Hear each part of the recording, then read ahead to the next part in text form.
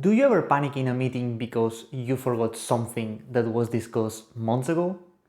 Do you remember that new thing you learned last week?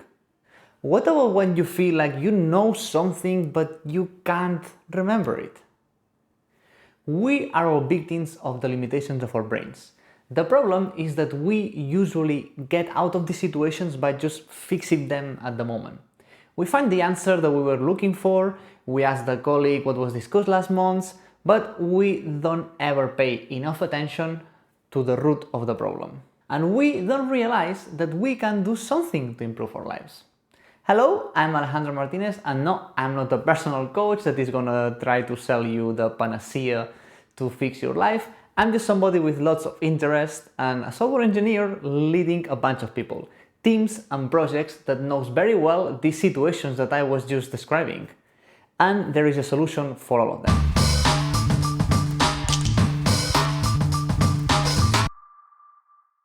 Notes, note-taking, that solves so many of your problems. I'm not even joking. Note-taking and other tools for thought are one of the most important things that you can invest in your life. Let me guide you through this new world of note-taking and personal knowledge management. Let's start talking about memory. Our brain is limited. Memory is complicated and it's normal that we forget things. That's why you should have a system, an extension of your brain, a second brain. This is in fact one of the first things I tell a new joiner on my team during onboarding. Take notes about everything. You don't have to overdo it, but keep an eye open for when it's needed. I found people that take notes more often perform much better at work. I can answer things more quickly in general, and they are more involved on what they are doing. As the lead of a team, I can tell you enough how these individuals help me. So yes, taking notes is not only important for you, but also impacts your surroundings. Adopting note-taking in your life is useful, not enough for knowledge workers, engineers, scientific people like researchers, but also for creative people. And in general, anybody, even if your notes are not related to your day-to-day work, they are still useful. Let's start with a first level of note-taking, for those who take no notes. Later, I will talk about how to reach next levels and truly unlock the potential of personal knowledge. Let's start talking about simple notes. To start your note-taking journey, you don't need to do anything special. Just keep it simple. Don't overthink the tools or the system. Pen and paper, post-its, the default notes app on your phone, whatever works for you. I've used all of these over the years, so there is no shame on it. Use the tool that causes less friction. You want to teach your brain to realize when it's not helpful enough, so you know when the piece of information is going to be forgotten, and thus it needs to be put in a note. I think the zero note taker doesn't exist, even if making a grocery list counts. What you need to learn is to lower the bar of decision to take a note and convert it into a habit. Try to put more attention in your life. That's crucial. Do you read or watch something interesting that could be helpful in the future? Note. Does your boss give you instructions to do something? Note. Are you in a meeting where things are decided? Note. Did your sister tell you how she loves that fantasy author? Yes, you got it. You may feel like these scenarios don't really need notes, but think again. When the next month you try to explain during dinner that interesting thing you watched, you have a note for that. When your boss asks you to do the same thing again next week, you have the instructions. When the next meeting somebody misinterprets what was said last time, you can explain why. When your sister's birthday approaches, you will know what book to buy. The most simple situations can have an enormous impact, so don't underestimate the importance. Gathering notes creates a second brain for you. This second brain lets you offload ideas, memories, information. This helps you not feel overwhelmed and have better mental health. You are just helping your future self. Get rid of that stress and just download the pressure into your notes. If you're interested in note-taking for memory, I recommend you to search things like spaced repetition, a powerful technique that can transform your notes into a powerful learning system. It's very useful for students of any kind. Another concept to look into are memory palace. Somehow portrayed as magical in fiction, but a real tool nonetheless. Our brains have been trained for millennia to navigate physical spaces. You can put that into use when you use your notes too. But let's move on from this level of note-taking and let's explore what else notes can give you. Because notes are not only useful to improve the memory that our brain lacks, but they are also useful to improve our thinking. That notes are useful to extend our memory, it's something we're all probably used to. But that they can also help us think feels strange. After all, our brains are made for thinking. A piece of paper or even an advanced application can think for us, right? But that's looking at it from the wrong angle. Think about it. When your best ideas come from? In the shower, taking a walk, relaxing in bed. In those moments our brain is solving problems, something without us being aware. We don't say that the shower is the one thinking, but we all know that it helps us. It's a tool. That's why the concept of tools for thought is helpful. Notes are a tool, not only for memory, but also for thought. Note-taking is so helpful for thinking because it exercises our writing. And one of the biggest realizations one can have is that writing is thinking.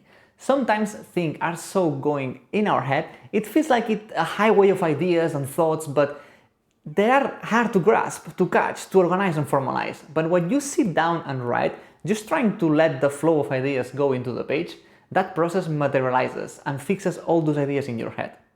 Writing, the exercise of it, and seeing the result in front of you is actually a very important way of thinking with purpose. It's like rubber ducking. When you have a problem, just the fact of verbalizing it, it helps you find the solution. This happens constantly. I even remember having a literal rubber duck in the desk at my first job. My colleague and I used it a lot, and when the duck didn't help, I asked her to listen. The answers came along most of the time just by verbalizing them. So this is what the next level of note-taking looks like. Not only take notes of things that happened and you want to remember, but use your notes to write, to expand on the ideas and the thoughts, to explore. And please use your own words. If you are summarizing a book, don't copy what the author says. Write something yourself inspired by what you just learned. This way you are giving more substance to the topic, which will help you in the future when you come back to it. But also, the fact of sitting down and thinking and writing it with your own words will help you remember it better. The other side effect of doing this is writing sparks ideas, new ideas, which is for me the next level of note-taking, having a system to connect your thoughts. This is for me one of the most important advancements I've done on my life and in my personal knowledge management. I've been taking notes for a very long time, from Evernote to Apple Notes and everything in between. But it wasn't until recently when I discovered the power of modern applications like Obsidian, for example. Those allow you to link your notes in a way that I felt I finally discovered what I needed. I'm a person with many interests and hobbies. If there hasn't been a YouTube video here for a while, it's not because I haven't been doing anything, but because I've been doing too much of other things. Painting, writing a novel, and many other things.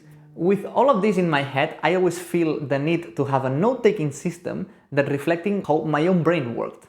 That's when simple solutions didn't cut it.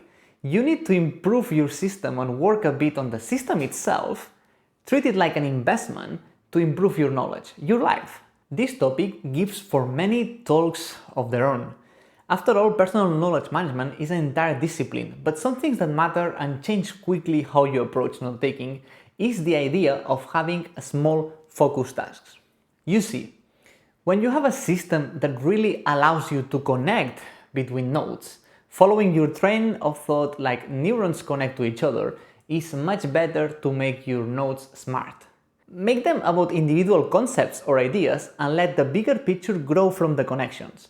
Those atomic notes are small and talk about a single topic. You know very easily where to go when you want to expand on that topic, writing more about it, keeping them always evergreen. Having the notes linked lets you explore your knowledge naturally, making new connections as you go and triggering waves of inspiration. Connecting your thoughts is crucial for creative thinking.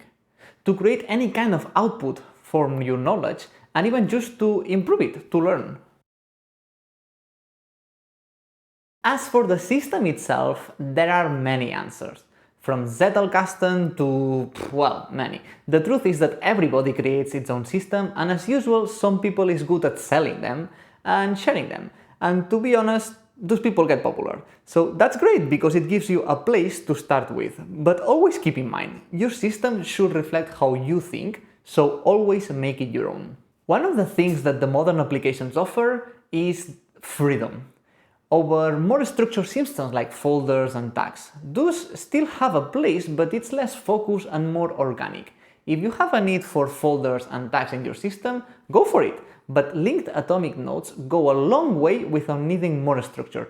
It's something eye-opening, really. Another important thing is to avoid hogging everything that you find. Once you have a system in place, it's very tempting to take a note about literally everything. I know I started this video telling you that, but that's the advice for when you start. Once you are at the point of your journey that you need better to consider what you record on your second brain, focus on the topics that interest you, in the questions that you want answers for. Capture notes about everything, but don't feel pressured to keep everything from everywhere. Neither you, your brain, or your system will be able to handle it all at once. Sucked into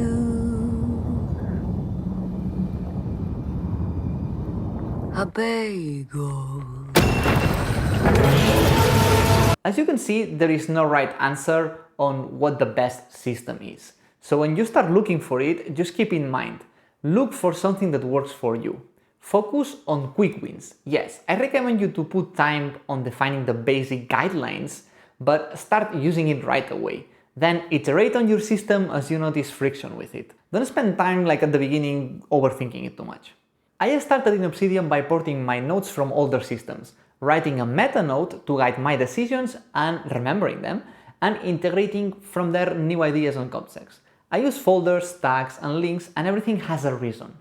I may talk about my system in the future since I think it's a good example of not simple but not crazy complicated and not perfect. Because that's the one that works for me. Like I needed to work without useless bureaucracy. So just do it. Start taking notes seriously. If you're a note taker, start by taking notes over this video. If you are a long time one, do you use it as a memory storage or have you gone the extra mile and externalize also your thinking? Because that's crucial. In future videos, I may talk about my system, why I picked Obsidian and other things. Personal knowledge management is an interesting topic for sure, so drop me a comment if you want me to discuss anything in particular. That's it for today. Please do all the typical YouTube stuff, and as always, thanks for watching and see you next time.